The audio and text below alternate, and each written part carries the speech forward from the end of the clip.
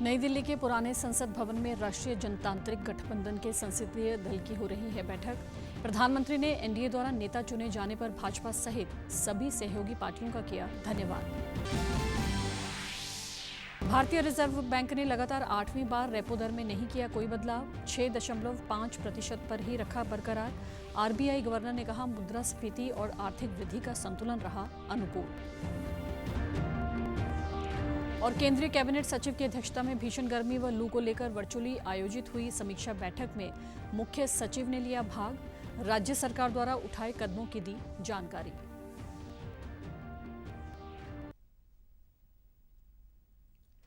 नमस्कार, चंडीगढ़ से आपका स्वागत है। मैं हूं भानुप्रिया। अब समाचार विस्तार से। नई दिल्ली के पुराने संसद भवन में राष्ट्रीय जनतांत्रिक गठबंधन के संसदीय दल की बैठक हो रही है। बैठक में Bharatiya Janata party, Telugu Desam party, Janata Dal United, लोक जनशक्ति पार्टी, शिवसेना, जेडी और एनडीए के अन्य घटक दलों के नवनिर्वाचित सांसद पहुंचे।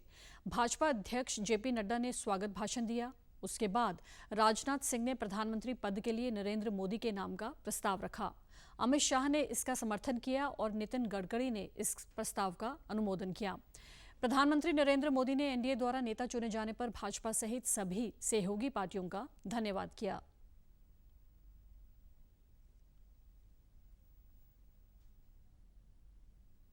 जब 2019 में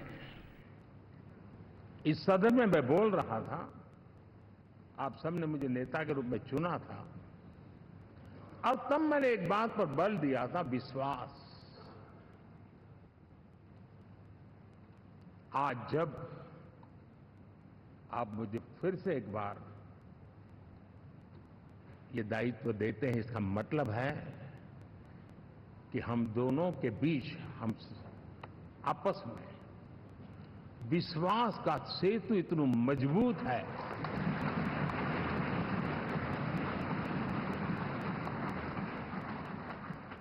ये अटूट रिश्ता विश्वास की मजबूत धरातल पर है और ये सबसे बड़ी पूंजी होता है। भाजपा अध्यक्ष जेपी नड्डा, भाजपा नेता अमित शाह, राजनाथ सिंह, नितिन गडकरी, पीयूष गोयल, अनुराग सिंह ठाकुर, टीडीपी प्रमुख चंद्रबाबू नायडू, जदयू अध्यक्ष और बिहार के मुख्यमंत्री नीतीश कुमार, एलजेपी प्रमुख चिराग पासवान, एनसीपी नेता अजीत पवार, आरएलडी प्रमुख जयंत चौधरी, जनसेना प्रमुख पवन कल्याण, अपना दल नेता अनुप्रिया पटेल और जद नेता एचडी कुमारस्वामी भी बैठक में शामिल हैं। रिजर्व बैंक ने द्विमासिक मौद्रिक नीति समीक्षा में रेपो दर 6.5% पर ही रखने का फैसला लिया है। शीर्ष बैंक ने लगातार 8वीं बार रेपो दर में कोई बदलाव नहीं किया। स्टैंडिंग डिपॉजिट फैसिलिटी पर 6.25% पर और मार्जिनल स्टैंडिंग फैसिलिटी दर तथा बैंक दर 6.75% पर ही रखी गई है। मौद्रिक नीति समिति ने 2 के मुकाबले 4 के बहुमत से ये फैसले लिए। समिति ने आर्थिक वृद्धि को बढ़ावा देने के साथ साथ मुद्रास्फीति के लक्ष्य के भीतर रखने पर बल दिया। शीर्ष बैंक की मौद्रिक नीति समिति की 3 दिन की बैठक 5 जून को शुरू हुई थी। बैठक के बाद निर्णयों की घोषणा करते हुए आरबीआई गवर्नर शक्तिकांत दास ने कहा कि मुद्रास्फीति और आर्थिक वृद्धि का संतुलन अनुकूल रहा है। उन्होंने कहा कि मौद्रिक नीति की प्रतिबद्धता मुद्रास्फीति को 4% के भीतर रखने की है।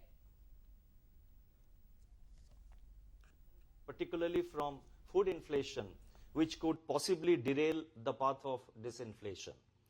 Hence, monetary policy must continue to remain disinflationary and be resolute in its commitment to aligning inflation to the target of 4% on a durable basis.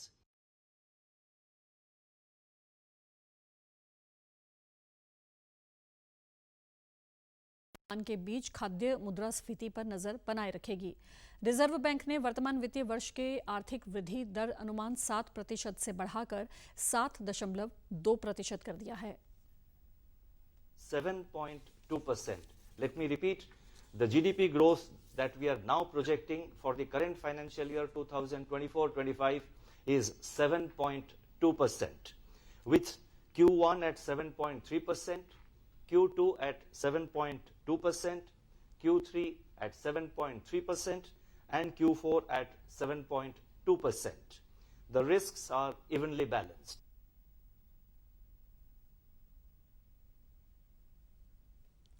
Haryana के मुख्य सचिव TVSN प्रसाद ने कहा है कि राज्य सरकार ने लू के प्रभाव को कम करने और आमजन के स्वास्थ्य की सुरक्षा के लिए व्यापक उपाय किए हैं।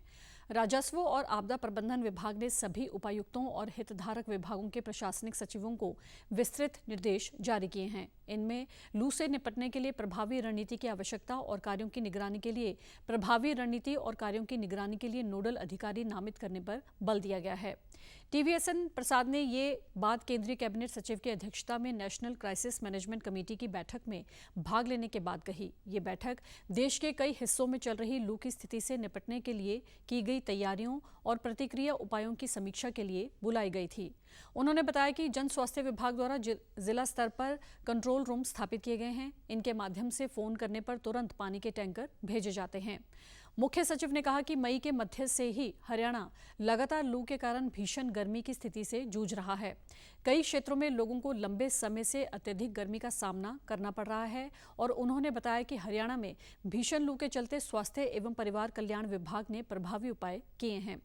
विभाग का लक्ष्य त्वरित चिकित्सा प्रतिक्रिया सुनिश्चित करना और आमजन को इससे सुरक्षित रहने में सक्षम बनाना है। विभाग ने विशेष रूप से गर्मी से होने वाली बीमारियों के उपचार हेतु आपूर्ति के लिए 26.75 करोड़ रुपए आवंटित किए हैं। इससे प्रत्येक जिले में हीट स्ट्रोक और संबंधित मुद्दों से निपटने के लिए आवश्यक संसाधनों की उपलब्धता सुनिश्चित की गई है। हरियाणा के मुख्यमंत्री नायब सिंह की अध्यक्षता में कल हुई बैठक में लोक निर्माण व हरियाणा राज्य कृषि विपणन बोर्ड की सड़कों की मरम्मत के लिए विशेष अभियान चलाने का निर्णय लिया गया। इसके लिए 1636 करोड़ रुपए की राशि की स्वीकृति भी प्रदान की गई। बैठक में जानकारी दी गई कि राज्य राजमार्ग व जिला प्रमुख सड़कों की मरम्मत प्राथमिकता आधार पर की जाएगी तथा लगभग 1500 कार्यों को सितंबर तक पूरा कर लिया जाएगा। कुछ सड़कों की निविदा प्रक्रिया पहले ही पूरी हो चुकी है। हरियाणा राज्य कृषि विपणन बोर्ड ने 17 जिलों में 384 सड़कों को चिन्हित किया है, जिनकी लंबाई लगभग 1100 किलोमीटर है। हरियाणा राज्य कृषि विपणन बोर्ड की 5200 किलोमीटर लंबाई की 439 सड़कें हस्तांतरित होनी हैं, जिनमें से 3000 किलोमीटर लंबाई की सड़कें पिछले वर्ष हस्तांतरित की गई थी। बोर्ड अब इन सड़कों की मरम्मत पर ध्यान केंद्रित करेगा और सड़कों की विशेष मरम्मत के बाद ही लोक निर्माण विभाग को हस्तांतरित करेगा। बोर्ड ने ये निर्णय लिया है कि भविष्य में जितनी भी सड़कें लोक निर्माण विभाग को हस्तांतरित होनी हैं, उनकी पहले डिमार्केशन की जाए। लोक निर्माण विभाग द्वारा 3500 किलोमीटर लंबाई की सड़कों का पैचवर्क मानसून शुरू होने से पहले पूरा कर लिया जाएगा। बैठक में ये निर्णय लिया गया कि जिन सड़कों व बाईपास के लिए 80 से 85% जमीन उपलब्ध हो गई है, वहां पर मिट्टी भराई व कच्ची सड़क का कार्य तत्काल शुरू किया जाए। इसके अतिरिक्त कोसली बाईपास के निर्माण का कार्य भी शीघ्र ही शुरू करवाया जाएगा। निर्वाचन आयोग ने कल शाम राजघाट पर महात्मा गांधी को श्रद्धांजलि अर्पित की और हाल ही में संपन्न हिंसा मुक्त चुनावों को राष्ट्रपिता को समर्पित किया। मुख्य चुनाव आयुक्त ने कल राष्ट्रपति द्रौपदी मुर्मू को 18वीं लोकसभा के लिए निर्वाचित सदस्यों की सूची सौंपी। आयोग ने अपने बयान में कहा कि महात्मा गांधी के अहिंसा के संदेश में शांतिपूर्ण और हिंसा मुक्त चुनावों के प्रति उसकी प्रतिबद्धता को प्रेरित किया। जम्मू कश्मीर और मणिपुर क्षेत्रों ने अपने परिपक्व आचरण से एक उदाहरण स्थापित किया है, जो भविष्य के लिए अच्छा संकेत है। बयान में इस बात पर जोर दिया गया कि शांति और विकास का रास्ता गोली नहीं बल्कि मतपत्र है। निर्वाचन आयोग ने इस बात पर भी जोर दिया कि उसने अफवाहों और निराधार संदेहों के साथ चुनावी प्रक्रिया को खराब करने के सभी प्रयासों को खारिज कर दिया था। बीच बीच में शंका करते हैं, उनके लिए है कि उन्हें क्या सोचना चाहिए। एक ही बात है कि पूरी चुनावी प्रक्रिया में जिस किसी को कोई डाउट हो, चुनावों के दौरान की बदले अब हमसे पूछें। बड़ा वेलकम है उनका, पूछें अब हमसे। लीगल प्रोविजंस हैं, जो सिस्टम है उसके हिसाब से 3 राज्यों में और चुनाव हैं इस बार, इस साल के अंत तक, महाराष्ट्र, झारखंड और हरियाणा।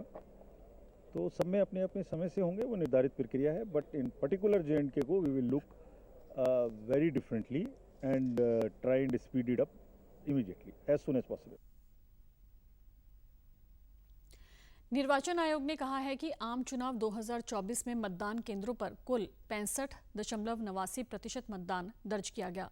लक्षद्वीप में सबसे अधिक 84.16%, असम में 81.56% और त्रिपुरा में 80.93% मतदान हुआ। उत्तर प्रदेश में 56.92% और बिहार में सबसे कम 56.19% मतदान हुआ। आयोग ने बताया कि 7वें और अंतिम चरण में 63.88% मतदान दर्ज किया गया। चुनाव आयोग ने चुनावी प्रक्रिया संपन्न होने के बाद आदर्श आचार संहिता हटा ली है। केंद्रीय स्वास्थ्य मंत्रालय ने गर्मी के महीने के दौरान लू से बचाव की तैयारी और अस्पतालों में आग की दुर्घटनाओं को रोकने के उपायों पर राज्यों के साथ कल समीक्षा बैठक की। स्वास्थ्य सेवा महानिदेशक डॉक्टर अतुल गोयल ने इस वर्चुअल बैठक का संचालन किया। बैठक के दौरान बताया गया कि सभी राज्यों और केंद्र शासित प्रदेशों के उच्च अधिकारी स्थिति पर कड़ी निगरानी रख रहे हैं। आग लगने की स्थिति पर कड़ी निगरानी रख रहे हैं। आग लगने की स्थिति में मरीजों, कर्मचारियों और आगंतुकों को निकालने के लिए एक आपातकालीन प्रतिक्रिया योजना बनाई गई है। मध्य प्रदेश जैसे राज्यों ने सभी सरकारी और निजी अस्पतालों में आग से बचाव के उपायों पर मॉक ड्रिल अभ्यास किया है। हरियाणा पुलिस ने साइबर अपराध में संलिप्त मोबाइल नंबरों को ब्लॉक करने में देश भर में पहला स्थान प्राप्त किया है। साइबर अपराध नियंत्रण को लेकर राष्ट्रीय स्तर पर यह हरियाणा पुलिस की दूसरी बड़ी उपलब्धि है, जिसकी देश भर में प्रशंसा हो रही है। पुलिस महानिदेशक शत्रुजीत कपूर ने बताया कि साइबर अपराधियों द्वारा रोजाना नए तरीके अपनाकर लोगों को साइबर ठगी का शिकार बनाया जा रहा है। ऐसे में हरियाणा पुलिस का प्रयास है कि साइबर अपराधियों से एक कदम आगे सोचते हुए उनकी धरपकड़ की जाए। इसी कड़ी में हरियाणा पुलिस ने 1 जनवरी 2024 से लेकर 31 मई 2024 तक अलग अलग क्षेत्रों से 1668 साइबर अपराधियों को गिरफ्तार किया, जो कि देश भर में ब्लॉक किए गए नंबरों का लगभग 20% है। हरियाणा पुलिस द्वारा रोजाना 11 साइबर अपराधियों को गिरफ्तार किया जा रहा है। हरियाणा पुलिस द्वारा देश भर में ऐसे 50 हॉटस्पॉट क्षेत्रों को सूचीबद्ध किया गया है, जहां से साइबर अपराध के मामले सबसे अधिक रिपोर्ट किए जाते हैं। चंडीगढ़ प्रशासन ने गुरु अर्जुन देव जी के शहादत दिवस पर 10 जून को सार्वजनिक अवकाश की घोषणा की है। प्रशासन ने अधिसूचना जारी कर कहा कि इस दिन सभी सरकारी कार्यालयों, निगम, बोर्ड, औद्योगिक प्रतिष्ठानों में अवकाश रहेगा। राहुल गांधी के बयान पर भाजपा का पलटवार। कांग्रेस नेता राहुल गांधी ने शेयर मार्केट पर बयान दिया। पीयूष गोयल ने कहा कि फिर से सरकार बनने से राहुल गांधी परेशान हैं। उन्होंने कहा कि राहुल गांधी निवेशकों में भय पैदा करना चाहते हैं। उन्होंने कहा कि आम निवेशकों को शेयर बाजार का फायदा मिल रहा है। मोदी सरकार से शेयर बाजार में ऐतिहासिक बढ़त हुई है। पीयूष गोयल ने कहा कि आज कोने कोने में शेयर बाजार के निवेशक हैं। भाजपा नेता पीयूष गोयल ने कांग्रेस नेता राहुल गांधी के आरोपों पर पलटवार करते हुए कहा कि राहुल गांधी अभी भी लोकसभा चुनाव में हार से उभर नहीं पाए हैं। विपक्ष की हार की हताशा से अभी तक शायद राहुल गांधी जी उभरे नहीं है। अब वो मार्केट के इन्वेस्टर्स को भी गुमराह करने की साजिश रच रहे हैं। आज भारत दुनिया की 5वीं सबसे बड़ी अर्थव्यवस्था बन गई है। प्रधानमंत्री नरेंद्र मोदी जी ने देश को आश्वस्त किया है कि इस टर्म में देश विश्व की 3री सबसे बड़ी अर्थव्यवस्था बनने जा रही है।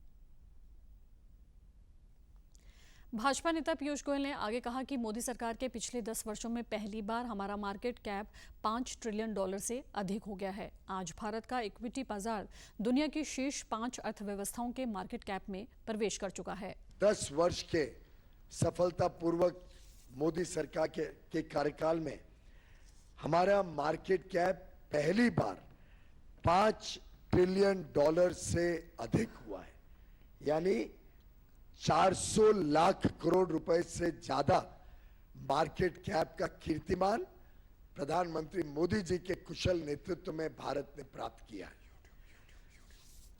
और आज भारत का जो और आप हमारे समाचार YouTube channel DD news Chandigarh, Facebook DD news Chandigarh और social media X DD news CHD पर भी देख सकते हैं। इसी के साथ चंडीगढ़ से समाचारों का सिलसिला समाप्त होता है। नमस्कार।